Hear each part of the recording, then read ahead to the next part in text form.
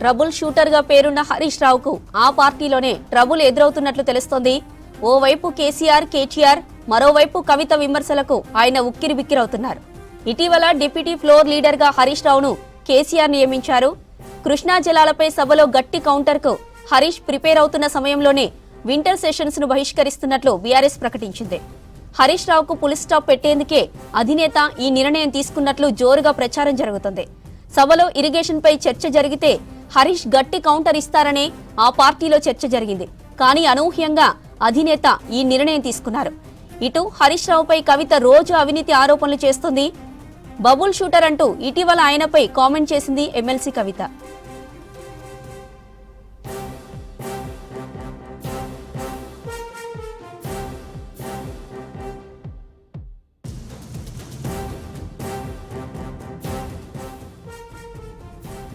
Right, ఇదే విషయంపై మరిన్ని డీటెయిల్స్ శ్రీనివాస్ అందిస్తారు. శ్రీనివాస్, బీఆర్ఎస్ సడన్ గా సెషన్ బాయ్కాట్ చేయడం వెనుక వ్యూహం ఏంటి?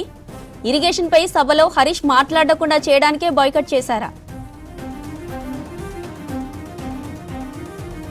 అన్నట్టుగా అదే అనిపిస్తుంది. ఎందుకంటే హరీష్ రావు పార్టీలో ట్రబుల్ షూటరు, ఇది కేసీఆర్ చెప్పాడు చాలాసార్లు. ఈ విషయం మొత్తం కూడా పార్టీలో ఒక పెద్ద ఎత్తున చర్చ జరుగుతూ ఉండేది. ఎప్పుడైనా ఏదైనా టాస్క్ ఇస్తే హరీష్ రావు దాన్ని కంప్లీట్ చేస్తారు, ఆ టాస్క్ సక్సెస్ఫుల్గా ఉంటుందనేది ఆయనకు అట్లా ట్రబుల్ షూటర్గా పేరుంది. అయితే ఈరోజు బీఆర్ఎస్ అసెంబ్లీ నుంచి బహిష్కరించింది. దీని వెనక హరీష్ రావు పూర్తి స్థాయిలో అసెంబ్లీలో మాట్లాడకుండా ఉండేందుకే ప్రయత్నాలు జరిగాయనేటువంటి చర్చ ప్రస్తుతం రాష్ట్ర రాజకీయ వర్గాల్లో జరుగుతున్నాయి. రాజకీయాల మీద ఏమాత్రం అవగాహన ఉన్న వాళ్ళు కూడా ఇది నిజమే అనుకుంటారు. నిజంగా కూడా అదే విధంగా ఉంది ప్రస్తుత సిచ్యువేషన్. ఈ మధ్యనే కేసీఆర్ హరీష్ రావుని డిప్యూటీ ఫ్లోర్ లీడర్గా నియమించారు. డిప్యూటీ ఫ్లోర్ లీడర్ ఇంక ఇద్దరు ఉన్నారు, తలసాని శ్రీనివాస్ యాదవ్, అట్లనే మాజీ మంత్రి సబితా ఇంద్రారెడ్డి. ఈ ముగ్గురికి డిప్యూటీ ఫ్లోర్ లీడర్గా కేసీఆర్ అవకాశం ఇచ్చారు. అయితే రాష్ట్ర ప్రభుత్వం ఈ మధ్యనే ఒక నిర్ణయం తీసుకుంది. పాలమూరు రంగారెడ్డి ప్రాజెక్టుకు సంబంధించి ఒక పీపీటీ ఇవ్వాలని అనుకుంటుంది. దానికి కారణం ఏంటంటే ఈ నెల 21వ తారీఖున డిసెంబర్ 21వ తారీఖున కేసీఆర్ తెలంగాణ భవన్లో ఒక సమావేశం ఏర్పాటు చేశారు.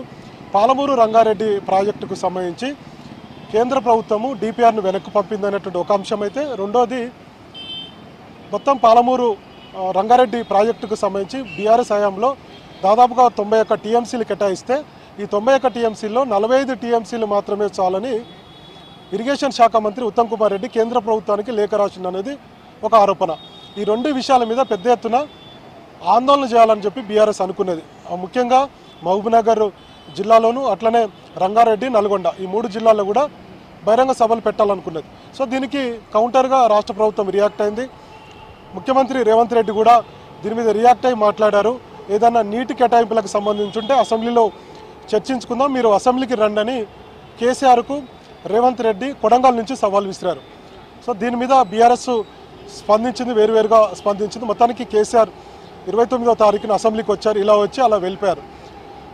ఎప్పుడైతే రేవంత్ రెడ్డి సవాల్ విసిరారు కాబట్టి కేసీఆర్ అసెంబ్లీకి వచ్చారేమో, ఖచ్చితంగా నీటి కేటాయింపుల మీద పవర్ పాయింట్ ప్రజెంటేషన్ రాష్ట్ర ప్రభుత్వం ఇవ్వబోతుంది. దీని మీద కూడా గట్టి కౌంటర్ కేసీఆర్ ఇవ్వబోతున్నారు అనేది బీఆర్ఎస్ వర్గాల్లో చర్చ జరిగింది. అటు రాజకీయ పార్టీల్లో కూడా ఒక చర్చ జరిగింది. కంటిన్యూగా ఈ సెషన్ మొత్తం కేసీఆర్ అసెంబ్లీలో ఉంటారనుకున్నారు. ఎందుకంటే ఒకవైపు ముఖ్యమంత్రి సవాల్ విసిరారు, ఇంకొక వైపు ఏమో బీఆర్ఎస్ఏ దీని మీద పెద్ద ఎత్తున ఆందోళన చేయాలనుకుంది. కాబట్టి అసెంబ్లీ వేదికని ఉపయోగించుకుంటుంది బీఆర్ఎస్ అనేది అందరూ అనుకున్నారు.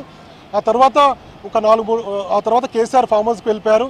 మొత్తం కూడా హరీష్ రావుకు ఈ అసెంబ్లీ సమావేశాల బాధ్యతను ఒప్పజెప్పారు. సో ఫైనల్గా ఈరోజు అసెంబ్లీ సమావేశాలకు వచ్చిన తర్వాత హరీష్ రావు వీళ్ళంతా కూడా వచ్చిన తర్వాత ఖచ్చితంగా పవర్ పాయింట్ ప్రజెంటేషన్ రాష్ట్ర ప్రభుత్వము ఇవాళ రేపు పెడుతుందనేది ఒక సమాచారం ఉండే. మొత్తానికి రేపు కానీ ఎల్లుండి కానీ పాలమూరు రంగారెడ్డి ప్రాజెక్టుకు సంబంధించి ఖచ్చితంగా ఒక పవర్ పాయింట్ ప్రజెంటేషన్ ఉంటుంది. దాని మీద హరీష్ రావు గట్టిగా మాట్లాడాలి, ఖచ్చితంగా కౌంటర్ ఇవ్వాలి అనుకున్నారు. ఎందుకంటే హరీష్ రావు ఇప్పటికే ఆయన ఇరిగేషన్ శాఖ మంత్రిగా పనిచేసినటువంటి అనుభవం ఉంది. రాష్ట్రంలో ఏ ప్రాజెక్టు మీదైనా సేమ్ కేసీఆర్కి ఏ స్థాయిలో అయితే అనుభవం ఉందో అంతే స్థాయి సమాచారం కానీ అనుభవం కానీ హరీష్ రావుకు ఉంటుంది ఇరిగేషన్ మీద. మనం ఎక్కడ ఏ ఊరు ఎక్కడ ఏ ప్రాజెక్టు ఉంది, ఏ ప్రాజెక్టు నుంచి ఎటు నీళ్ళు వెళ్తాయి, అటు గోదావరి కానీ ఇటు కృష్ణ కానీ ఈ ప్రాజెక్టులకు సంబంధించి పూర్తి స్థాయిలో అవగాహన ఉన్నటువంటి వ్యక్తి ఇప్పుడున్న దాంట్లో బీఆర్ఎస్లో హరీష్ రావు ఒక్కరే. కాబట్టి హరీష్ రావు ఖచ్చితంగా రాష్ట్ర ప్రభుత్వం పవర్ పాయింట్ ప్రజెంటేషన్ ఇస్తే గట్టిగా కౌంటర్ ఇస్తారనేది బీఆర్ఎస్ ఎమ్మెల్యేలు కూడా ఈ ఉదయం కూడా చర్చ జరిగింది. ఒకవేళ కేసీఆర్ ఫామ్ హౌస్కే పరిమితమయ్యారు, కేసీఆర్ లేరు, మరి ఒకవేళ రాష్ట్ర ప్రభుత్వము పవర్ ప్లాంట్ ప్రజెంటేషన్ ఇచ్చి బీఆర్ఎస్ మీద అలిగేషన్ కనుక చేస్తే ఈ 10 ఏళ్లలో నీటి కేటాయింపుల్లో అన్యాయ అక్రమాలు జరిగినాయని ఇప్పటికే రేవంత్ రెడ్డి చెప్తూ వస్తున్నారు.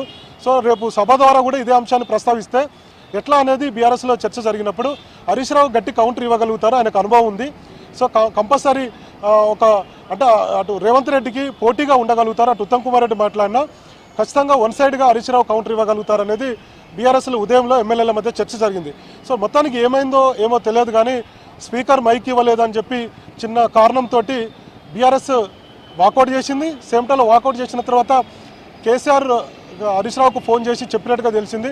మొత్తానికి కేసీఆర్ డైరెక్షన్లో ఈరోజు బీఆర్ఎస్ సభ్యులంతా కూడా సభను బహిష్కరించారు. సో రేపటి నుంచి బీఆర్ఎస్ సభ్యులు ఎమ్మెల్యేలు ఎవరు కూడా అసెంబ్లీకి రావద్దని చెప్పి నిర్ణయం తీసుకున్నారు. ఈ నిర్ణయానికి ఖచ్చితంగా కేసీఆరే ఉంటారు, ఎందుకంటే ఆయన నిర్ణయం, ఆయన ఇచ్చిన ఆదేశాలనే ఇటు హరీష్ రావు కానీ కేటీఆర్ కానీ ఇంకెవరైనా పాటించాల్సిందే. కాబట్టి ఎమ్మెల్యేలు మొత్తానికి రేపటి నుంచి బహిష్కరిస్తున్నట్లు నిరసన కార్యక్రమాలు భాగంగా ఎప్పుడైతే స్పీకర్ మైక్ ఇవ్వలేదో అక్కడి నుంచి అసెంబ్లీ నుంచి నేరుగా డైరెక్ట్గా గన్ పార్క్ వచ్చారు. గన్ పార్కులో నిరసన కార్యక్రమం చేశారు. స్పీకర్ మాకు మైక్ ఇవ్వలేదు, రాష్ట్ర ప్రభుత్వం ప్రజాస్వామ్య విలువలు పాటించడం లేదు, మా గొంతు నొక్కుతున్నారు అనేది హరీష్ రావు మాట్లాడారు. మొత్తానికి ఒక ప్రకటన కూడా చేశారు. అదేమన్నారంటే అసెంబ్లీకి రేపటి నుంచి మేము రావడం లేదు, అసెంబ్లీని బహిష్కరిస్తామని చెప్పారు.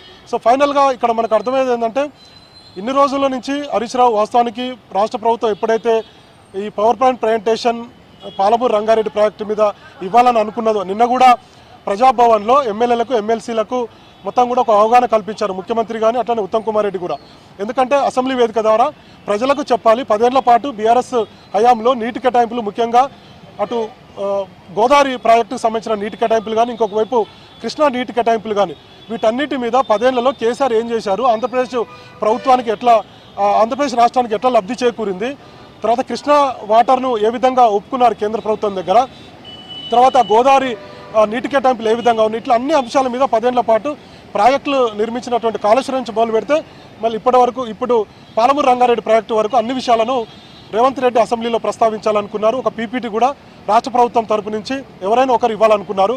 సో దీనికి ఖచ్చితంగా కౌంటర్ ఇవ్వాలి అనేది హరీష్ రావు అనుకున్నారు. సో మొత్తానికి ఈరోజు హరీష్ రావు మాట్లాడకుండా వ్యూహాత్మకంగానే ఆయనని అసెంబ్లీ వేదిక ద్వారా మాట్లాడితే ఖచ్చితంగా హరీష్ రావుకు పేరు వస్తుంది. ఎందుకంటే ఒకవేళ ఇరిగేషన్ ప్రాజెక్టుల మీద ఎప్పుడైనా తాగునీటి కానీ సాగునీటి కేటాయింపుల మీద కానీ మొత్తం దేశం మీద ఏదన్నా విషయాలు మాట్లాడాలంటే ఎప్పుడైనా కేసీఆర్ మాట్లాడుతుండే, అది మనందరికీ తెలిసినటువంటి విషయమే. ఈసారి హరీష్ రావుకు అవకాశం వచ్చింది ఫ్లోర్ లీడర్, డిప్యూటీ ఫ్లోర్ లీడర్గా, కానీ హరీష్ రావు మాట్లాడకుండా అయిపోయాడు. అంటే దీని వెనక ఖచ్చితంగా పూర్తి స్థాయిలో హరీష్ రావు ఎట్లాగో ఎస్టాబ్లిష్ అవుతారు. అటు రేవంత్ రెడ్డి ఉంటారు, ఉత్తమ్ కుమార్ రెడ్డి ఉంటారు, ఇటువైపు బీఆర్ఎస్ నుంచి ఖచ్చితంగా కౌంటర్ ఇచ్చేది హరీష్ రావే. అప్పుడు హరీష్ రావు వర్సెస్ ముఖ్యమంత్రి రేవంత్ రెడ్డి అవుతారు, హరీష్ రావు వర్సెస్ ఇరిగేషన్ శాఖ మంత్రి ఉత్తమ్ కుమార్ రెడ్డి అవుతారు, లేదంటే మంత్రులు అవుతారు. గతంలో పైన సెషన్లోనూ అట్లనే జరిగింది, హరీష్ రావు వర్సెస్ రాష్ట్ర ప్రభుత్వం అన్నట్టుగా ఉండే. సో ఇప్పుడు కూడా అదే పరిస్థితి వస్తుందని బీఆర్ఎస్లో ఉన్నటువంటి నాయకులు అనుకున్నారు, ముఖ్యమైనటువంటి నాయకులు. అందులో భాగంగానే మొత్తానికి అసెంబ్లీ సెషన్స్ను బహిష్కరించినట్టుగా అర్థమవుతుంది. పొలిటికల్గా చర్చ జరుగుతుంది, అసెంబ్లీ వర్గాల్లో కూడా ఇదే చర్చ జరుగుతుంది. సో ఫైనల్గా ట్రబుల్ షూటర్కు పార్టీలోనే ట్రబుల్ అన్నట్టుగా ప్రస్తుతం పరిస్థితి తయారైంది. ఎందుకంటే ఒకవైపు ఏమో కేటీఆర్తో ఇప్పటికే పార్టీలో పోటాపోటీ కార్యక్రమాలు ఉంటాయి. హరీష్ రావుకు కేటీఆర్ చిట్ చాట్ చేస్తే హరీష్ రావు చిట్ చాట్ చేస్తే కేటీఆర్ అను, కేటీఆర్ చిట్ చాట్ చేస్తే హరీష్ రావు అను, ఇట్లా ఇంటర్నల్గా వాళ్ళ మధ్యలో బయటికి గ్యాప్ కనిపించదు, కానీ ఒక చిన్న గ్యాప్ అయితే ఖచ్చితంగా ఉంటుంది. ఇక మరోవైపు కవిత విషయం మనకు తెలిసిందే. ఈరోజు శాసన మండలికి వచ్చినటువంటి కవిత హరీష్ రావుని టార్గెట్ చేస్తూ చాలా ఆరోపణలు, విమర్శలు చేస్తుంది. గత కొన్ని రోజుల నుంచి కూడా ట్రబుల్ షూటర్గా పేరున్నటువంటి హరీష్ రావుకు బబుల్ షూటర్ అంటూ ఆమె ఎద్దవ చేయడం. గతంలో కేసీఆరే హరీష్ రావుని చాలాసార్లు మెచ్చుకున్నటువంటి పరిస్థితి ఉంటుంది. ఆయన ఒకసారి ఒక టాస్క్ ఇచ్చినట్టు అది కంప్లీట్ అవుతుంది అనేది అందరికీ తెలిసినటువంటి విషయం. మిగతా ఏ రాజకీయ పార్టీలైనా హరీష్ రావు కొంత దూకుడుగా ఉంటారు, ఖచ్చితంగా ఒక టాస్క్ను కంప్లీట్ చేస్తారనేది పేరుండే. కానీ ఒకవైపు హరీష్ రావుని ఒకవైపు ఏమో కవిత విమర్శలు చేయడం, అవినీతి ఆరోపణలు చేయడం, ప్రాజెక్టులలో చాలా అవినీతి పాల్పడ్డాడు, దీని వెనక హరీష్ రావే ఉన్నాడు అనేటువంటి విషయాలను కవిత విమర్శలు చేయడం ప్రతిరోజు. ఇంకొక వైపు కేటీఆర్తో పార్టీలో ఇంటర్నల్గా కాంపిటీషన్, మరోవైపు కేసీఆర్ నుంచి ఇప్పుడు ఇందాక నేను చెప్పినటువంటి సంఘటనలు జ్యోతి, ఇట్లాంటి పరిస్థితులు ఆయనకు ఎదురు కావడం. మొత్తానికి కుటుంబంలోనే ముగ్గురు నుంచి ఒక ట్రబుల్ షూటర్గా పేరున్నటువంటి హరీష్ రావుకు ట్రబుల్ ఇస్తున్నారనేది ఒక చర్చ అయితే జరుగుతుంది. ఈరోజు ఖచ్చితంగా ఒకవేళ ఈ సెషన్ కంటిన్యూ అయితే హరీష్ రావు ఇరిగేషన్ మీద రాష్ట్ర ప్రభుత్వం power point presentation Palamuru Rangareddy మీద ఇస్తే కనుక ఖచ్చితంగా గట్టిగా కౌంటర్ ఇవ్వడానికి హరీష్ రావుకు స్కోప్ ఉండేది. అది ఖచ్చితంగా ప్రజల్లో చర్చ జరుగుతుంది, ఎమ్మెల్యేల్లో చర్చ జరుగుతుంది.